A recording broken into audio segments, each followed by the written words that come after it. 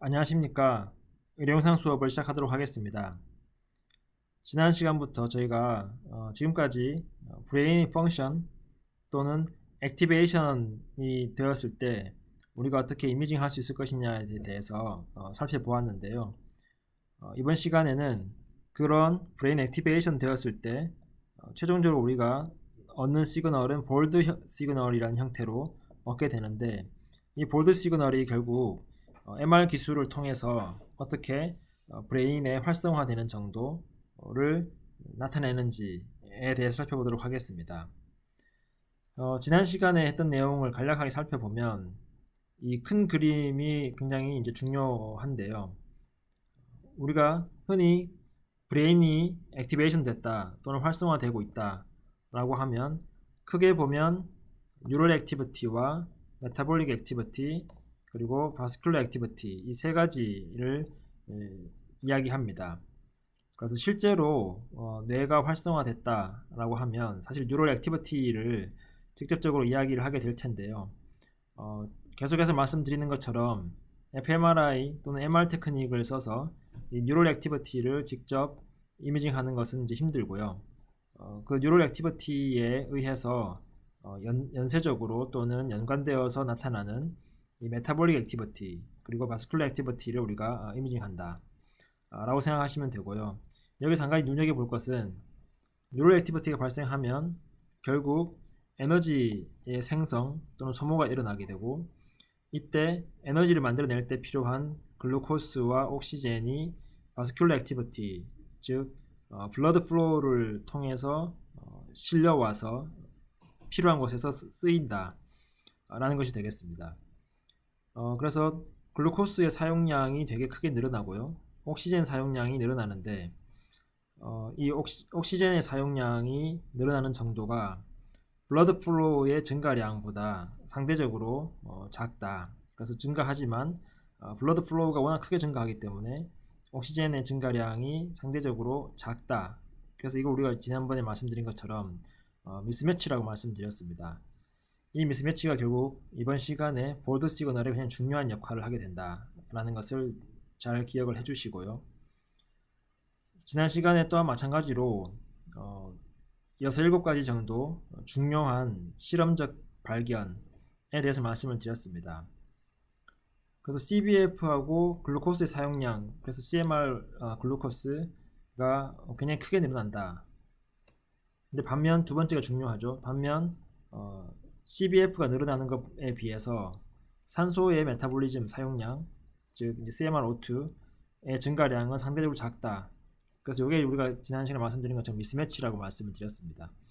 이 미스매치가 굉장히 중요한 역할을 하게 되고요. 이런 미스매치 때문에 옥시전 익스트랙션 프랙션, 즉 혈관으로부터 상소가 티슈로 빠져나가는, 그래서 추출되는 그 정도가 감소한다.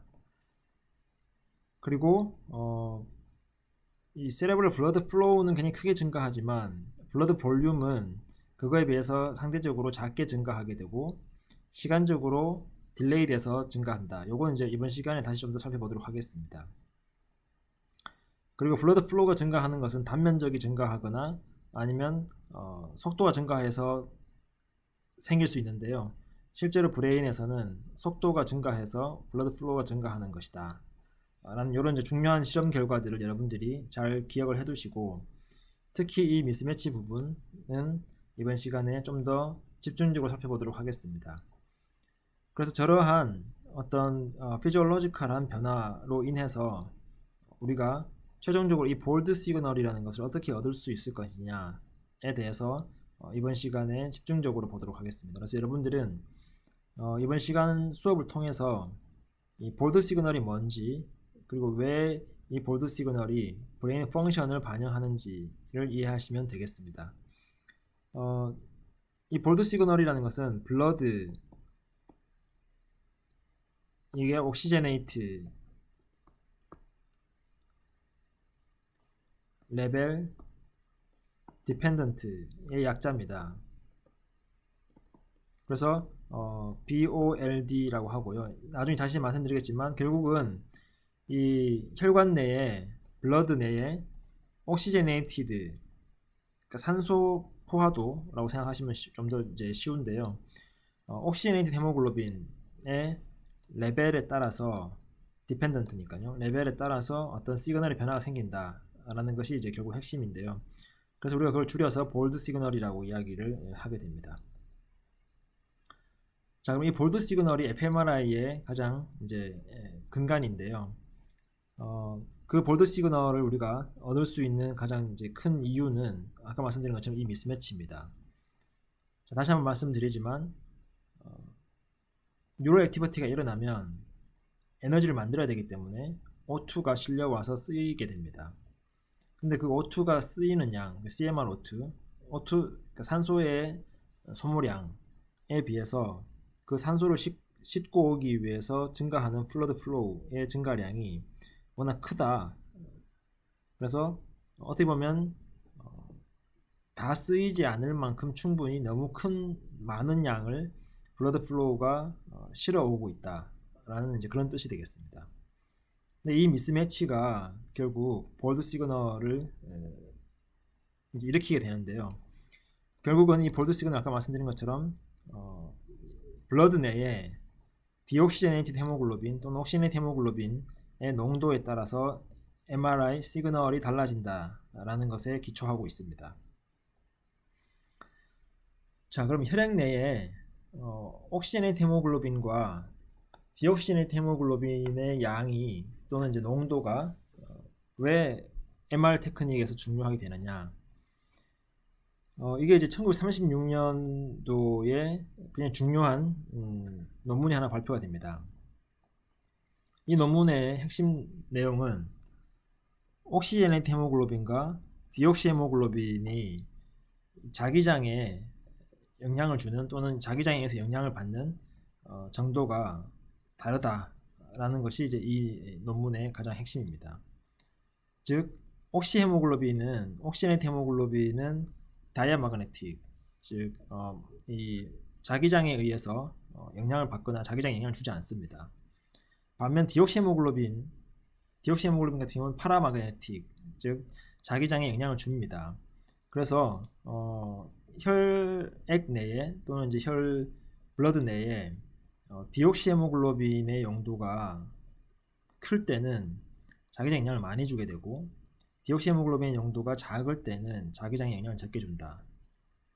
자, 결국은 그래서 우리 혈액 내에 디옥시 헤모글로빈 또는 옥시 헤모글로빈의 농도에 따라서 이 자기장의 크기 또는 자기장에 영향을 받는 정도가 달라진다. 이제 이 사실이 되게 중요한 발견이 되겠고요.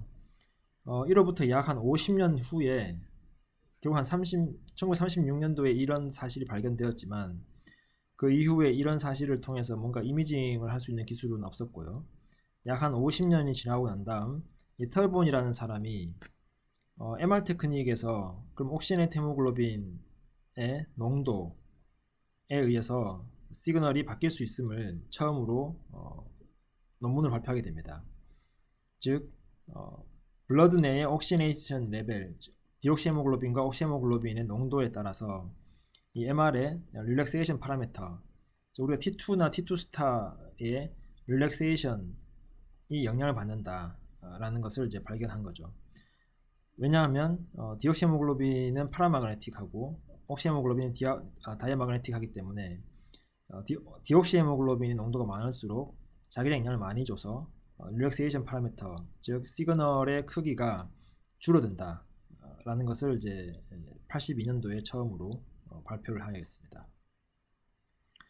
그래서 이 파라매그네틱한 특성을 가지고 있는 디옥시 헤모글로빈은 잘 기억하셔야 되는 게 이 디옥시 헤모글로빈은 자기장 영향을 많이 주기 때문에 이 MR 시그널을 감소시킵니다.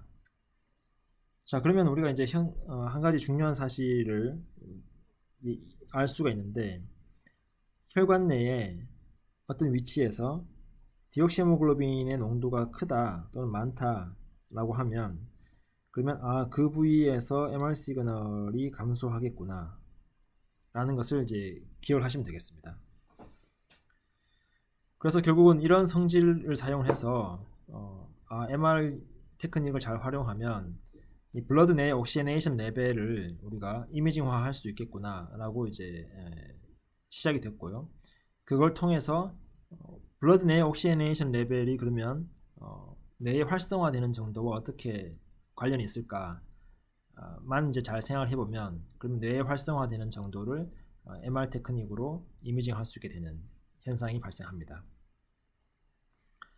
자, 그래서 처음에 발표된 그 볼드 시그널에 관련된 아주 대표적인 논문 그림입니다. 그래서 요걸 잘 보시면 요게 이제 Y축이 릴렉세이션 레이트, 즉 우리 T2나 T2 스타에서 MR 시그널의 크기와 관련이 있는 파라미터죠.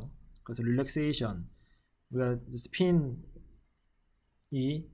어떤 주기를 가지고 또는 어떤 프리퀀시를 가지고 릴렉세이션을 하게 될 텐데 그 릴렉세이션 되는 정도가 혈액 내에 있는 이 옥시네이티드 헤모글로빈의 퍼센티지 농도에 따라서 영향을 받는다라는 거죠. 이게 감소하고 있죠.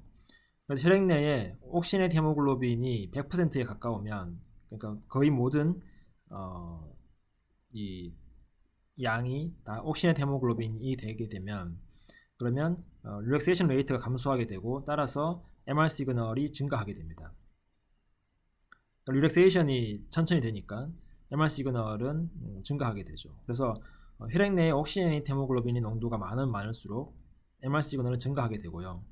혈액 내에 반대로 여기 보시는 것처럼 합친 것분의 얘니까 혈액 내에 이 디옥시헤모글로빈의 농도가 커질수록 MR 시그널은 감소하게 된다라는 것입니다. 자, 그래서 이 사실을 우리가 기반으로 MR 이미징을 그러면 이해할 수 있는데요. 이 그림에서 보시는 것처럼 이 바스큘라 시스템에서 옥시제네이티드 헤모글로빈과 디옥시헤모글로빈의 농도가 어디에서 더 높을 수 있고 더 낮을 수밖에 없냐면은 당연히 동맥을 따라서 아트리를 따라서 산소가 실려오잖아요. 그래서 옥시헤모글로빈의 농도가 실려오는 곳에서는 당연히 높죠.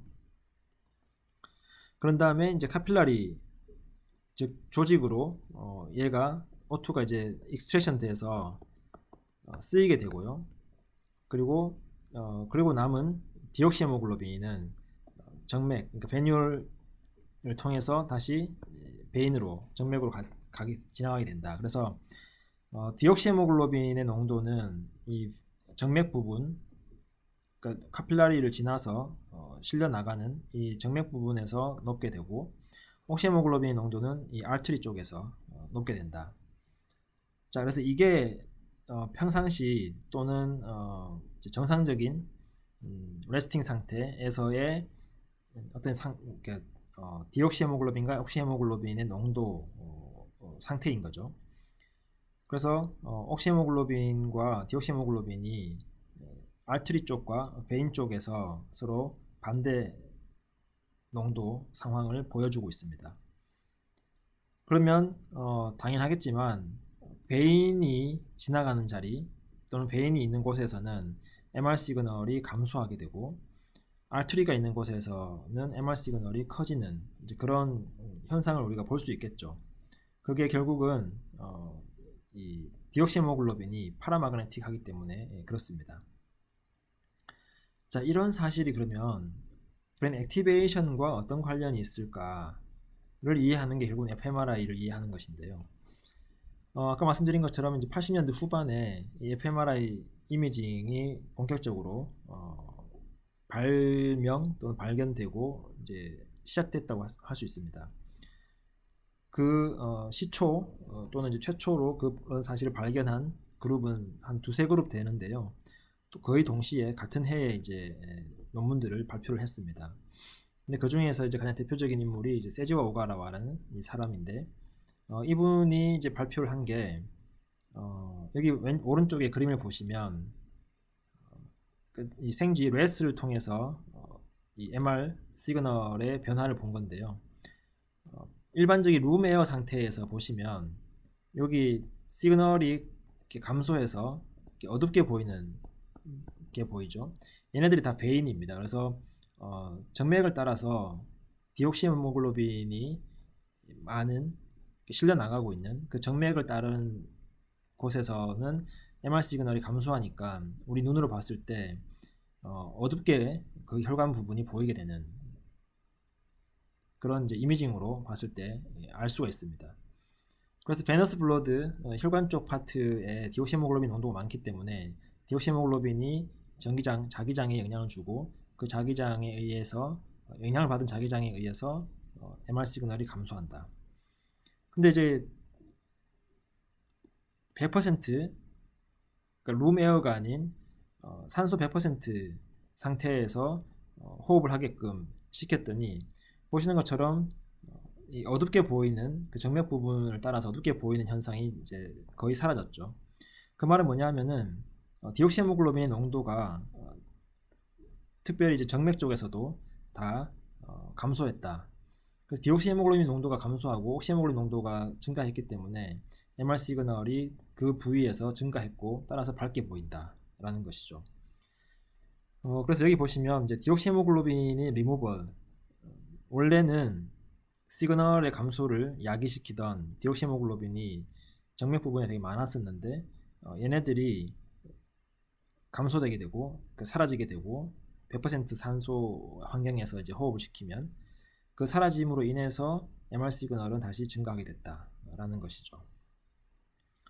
자, 이 사실이 우리가 이 사실로부터 어떤 것을 우리가 유추할 수 있냐면은 블러드 내의 옥시제네이션 레벨이 MR 시그널을 이제 변화를 시키니까 이 MR 시그널을 잘 관찰하면 블러드 내의 옥시네이트 레벨의 차이 또는 변화를 우리가 이미징 할 수 있겠구나 라는 것을 알 수가 있습니다. 그래서 이제 1992년도에 본격적으로 이 볼드 시그널, 그 컨트라스트죠.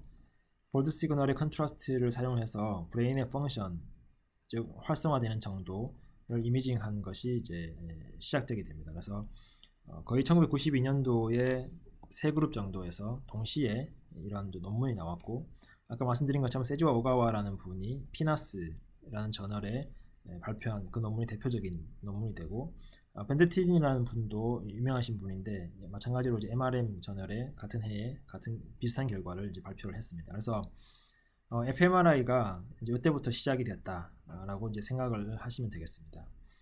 자, 그럼 이 fMRI를 통해서 어떤 걸 그럼 실험적으로 봤느냐?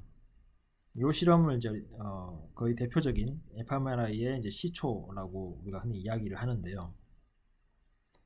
잘 보시면 베이스라인 상태에서 브레인의 MR 시그널의 이제 상태를 보면 베이스라인 상태에서 여기가 이제 뒤통수 부분입니다. 여기가 앞부분이고 여기가 이제 프론탈, 여기가 오시피탈이라고 해서 뒤통수 부분이 됩니다.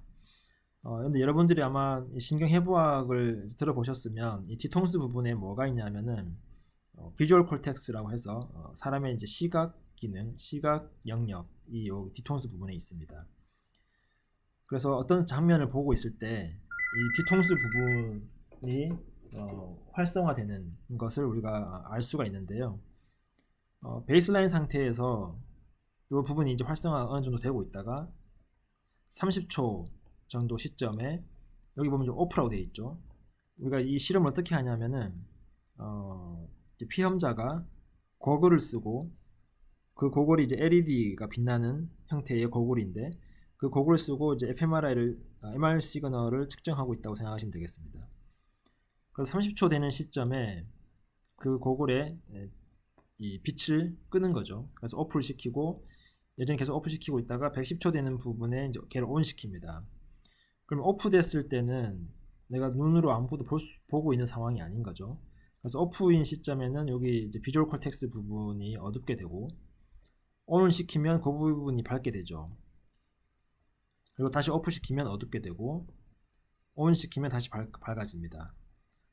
자, 그래서 이 실험이 이제 의도하는 그러니까 실험 뭐랄까 그러니까 우리한테 알려주는 바는 시사하는 바는 이 비주얼 시각 기능을 끄면 그래서 빛을 꺼서 시각이 아무런 기능을 하고 있지 않으면 그러면 이제 시각 영역이 활성화되지 않으니까 그 부분에서 디옥시헤모글로빈의 농도가 정맥 부분에서 이제 커지게 되니까 시그널 감소가 일어나게 되고요.